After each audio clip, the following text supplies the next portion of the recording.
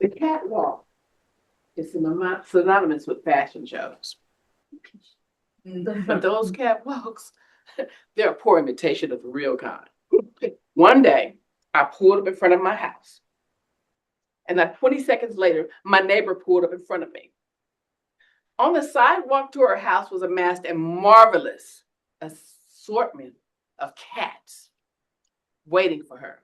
She exited her car, and they moved from the sidewalk to let her pass, all the while saying, meow. She morphed into some sort of 50s toy. And she quickly made her way up the stairs into her house.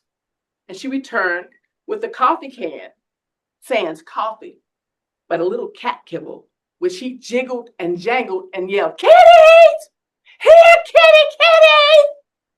Cats bounded from backyards, headed to her house, and they aligned with the other cats. And she went to her backyard with her adoring fan club to feed these outdoor kitties. Well, I have raised beds in my yard where I grow flowers and vegetables. Her house is where they went to eat. My house is where they went to. So I said something to her. I said, your cats are pooing in my flower and vegetable beds. Well, think of it as fertilizer. That's what she told me. I came home one day and counted 22 cats on her front porch. She had at least that many in the house. I knew that. 22 on her front porch. And so I did what any of you would have done. I called animal control and snitched her out. Later, I pulled up to the house and her car was already there. The atmosphere felt charged. I made my way up my steps and I peeped over looking at her house. Her front door was open and her screen door was shut. And this official looking document was taped to her front door. And before I could make it into my house, she sprang on me. "How dare you call the city on me?" I hurried up into my house after that. That one phone call, it ignited a 3-year war. She put holes in her siding. She poisoned her dog. She glued her vent shut, or dryer vent shut. She did all kinds of things. My husband wouldn't even cut the grass or do work around the house until she left because she would have rang us every time she saw us. Eventually, I had to go to the city and I sought a protection order against her. Well, if you have a protection order against yourself, you can't have a gun. So she put her house up for sale. Now, while she was going through that process, and I would walk my 3 dogs, I noticed something strange going on with all the stray cats in the neighborhood. They were standing still as statues when they saw us. But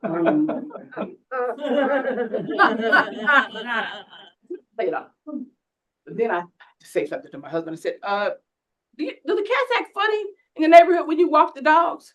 He said, well, they seem a bit odd. Well, every day I have the same ritual.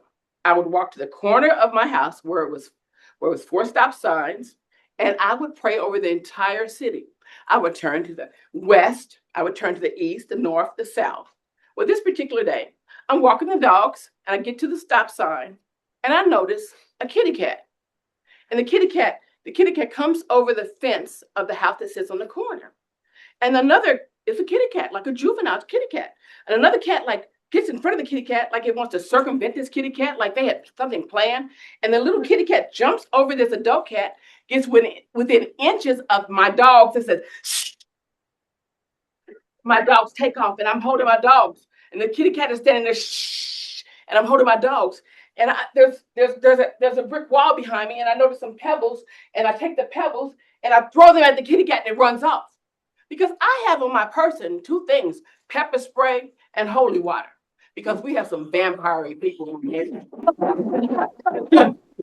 Praise the kitty cat. So I walked down with the dogs, and all of a sudden my arm is jerked back again. The kitty cats come back again. So I'm holding the dogs, and the kitty cat's there, and I don't want to pepper spray it, and I grab the holy water and I spray it, and the kitty cat runs off.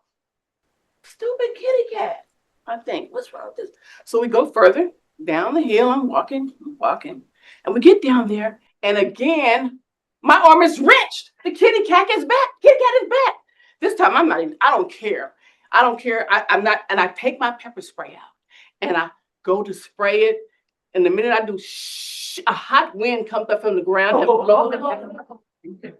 It felt like hot Vaseline poured over my eyes. I can't see, and a voice inside me says, "Do not rub your eyes."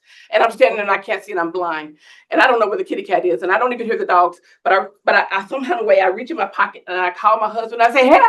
I'm under attack." He says, "What?"